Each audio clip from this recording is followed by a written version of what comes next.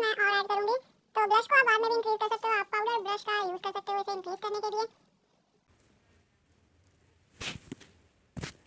Hello everyone, welcome to my channel. कैसे हैं आप सब।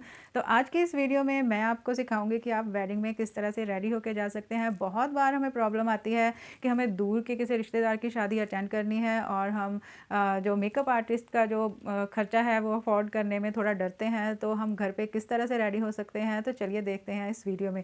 लेकिन उससे पहले आप मेरे वीडियो को ज़रूर लाइक एंड शेयर कीजिए और मेरे चैनल को सब्सक्राइब करना ना भूलें। विंटर सीजन स्टार्ट है तो आपको अपनी स्किन को एक्स्ट्रा हाइड्रेट कर लेना है और हाइड्रेट करने के लिए मैं अप्लाई करूंगी अपने फेस पे टोनर।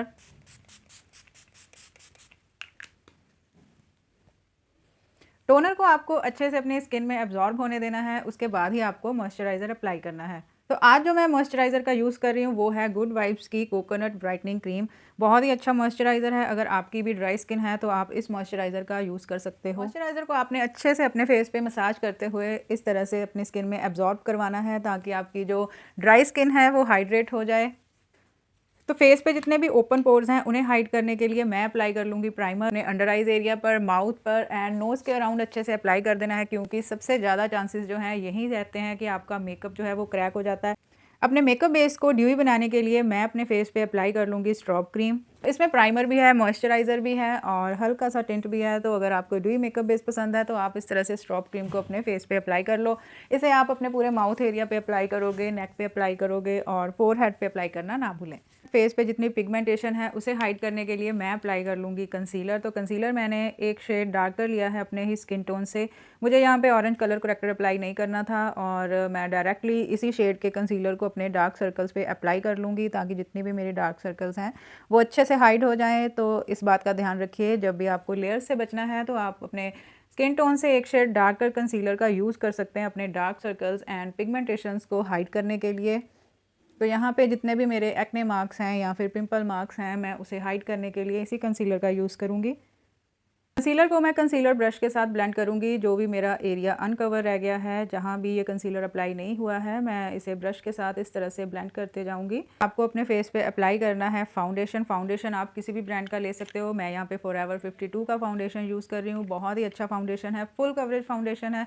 अगर आपको किसी भी पार्टी, इवेंट्स या फिर वेडिंग में जाना है तो आप इस फाउंडेशन का यूज़ कर सकते हो। तो जब भी आपको लॉन्ग टाइम के लिए कोई भी फाउंडेशन वेयर करना है तो आप इस फाउंडेशन को वेयर कर सकते हो। ये बिल्कुल भी पैची वर्क नहीं देता है आपके फेस पे और बिल्कुल भी केकीनेस नहीं फील होती है आपको अपने स्किन पे, और बहुत ही लाइट वेट फाउंडेशन है। तो आप इस फाउंडेशन को अपने फेस पे वेडिंग को एंड इवेंट को एंड पार्टीज़ को अटेंड करने के लिए वेयर कर सकते हो। तो फाउंडेशन को आपको इस तरह से हैंड के बैक साइड पे लेना है और उसे हल्का सा एक्टिवेट करने के बाद ही अपने फेस पे अप्लाई करना है।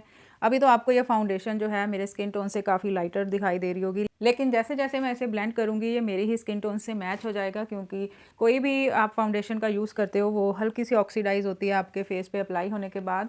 तो इसे जब मैं ब्लेंड करूँगी तो ये भी मेरे फेस के एकदम एग्जैक्ट शेड से मैच हो जाएगी। इस तरह के काबू की ब्रश के साथ आपको इसे अपने पूरे फेस पे अच्छे से ब्लेंड कर लेना है। कोई भी पार्ट आपका छूटना नहीं चाहिए। ये मैट फिनिश में है तो बहुत ही जल्दी आपको जो है इसे ब्लेंड करना होगा, नहीं तो ये पैची वर्क आपके फेस पे दे देगा और बाद में इसे आप ब्लेंड नहीं कर पाओगे।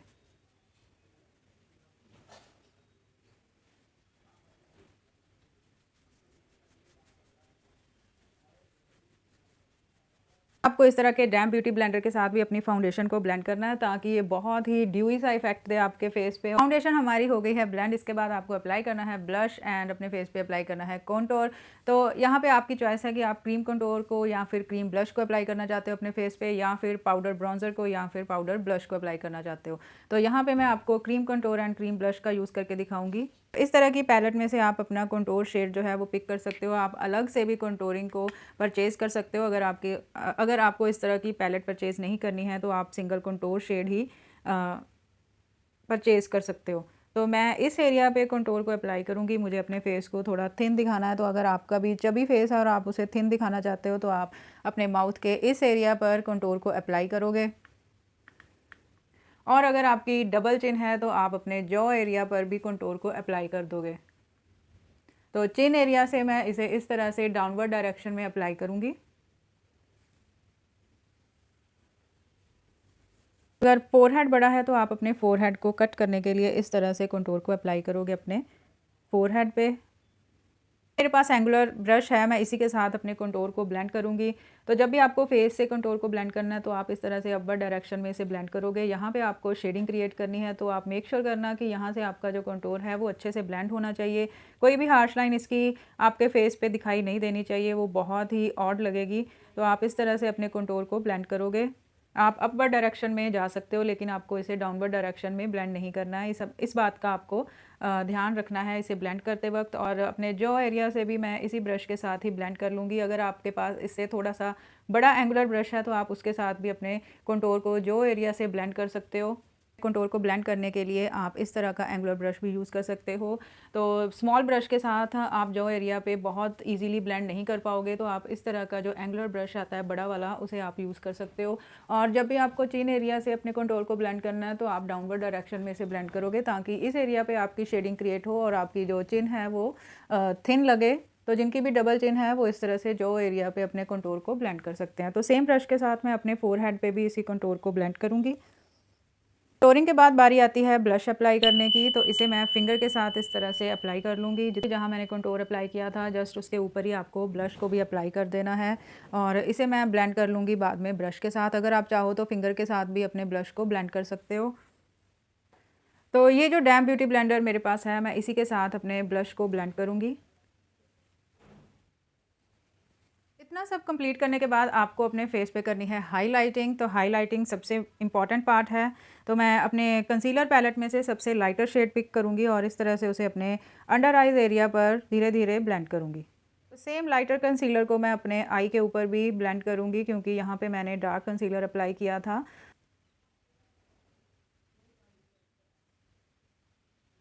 इसके बाद आपको डैम ब्यूटी ब्लेंडर एक बार फिर से पिक करना है, और जहाँ भी आपने हाइलाइटर अप्लाई किया है वहाँ पे आपको इसके साथ उस हाइलाइटर को ब्लेंड करना है। इसके बाद आपको अपने पूरे मेकअप बेस को लूज़ पाउडर के साथ अच्छे से लॉक करना है।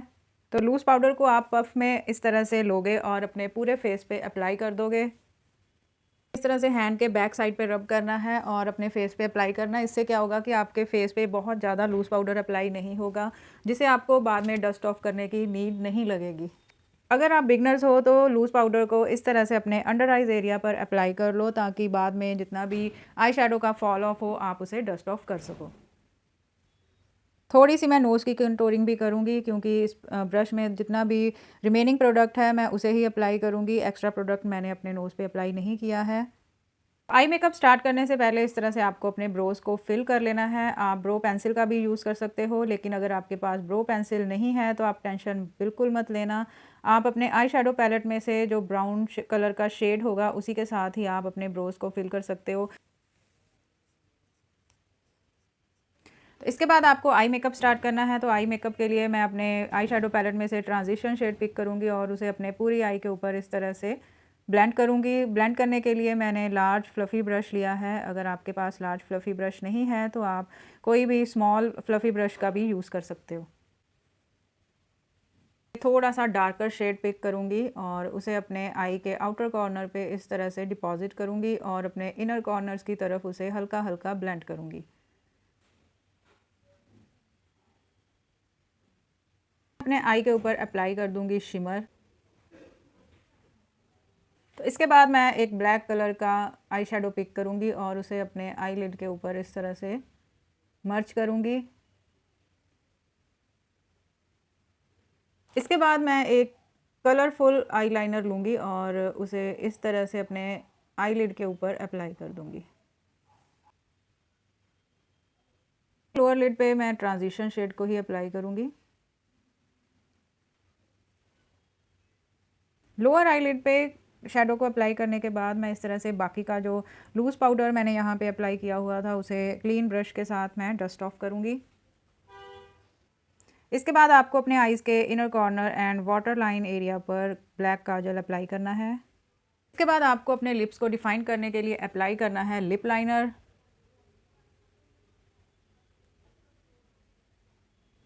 लिप शेड आपको अपने ड्रेस के अकॉर्डिंग सेलेक्ट करनी है एंड देन उसे इस तरह से अप्लाई कर लेना है। आइज़ पे आपको मस्कारा अप्लाई करना है और इसके बाद ही आपको लैशेज़ अप्लाई करनी है अपने आइज़ के ऊपर। इसके साथ मैं ऐड करूँगी हल्का सा हाइलाइटर। इसे मैं लॉक कर लूँगी फिक्सर के साथ। तो अगर आपको भी ये मेकअप लुक अच्छा लगा तो जल्दी से मेरी वीडियो को लाइक कीजिए एंड शेयर कीजिए अपने फ्रेंड्स के साथ और मेरे चैनल को सब्सक्राइब करना ना भूलें।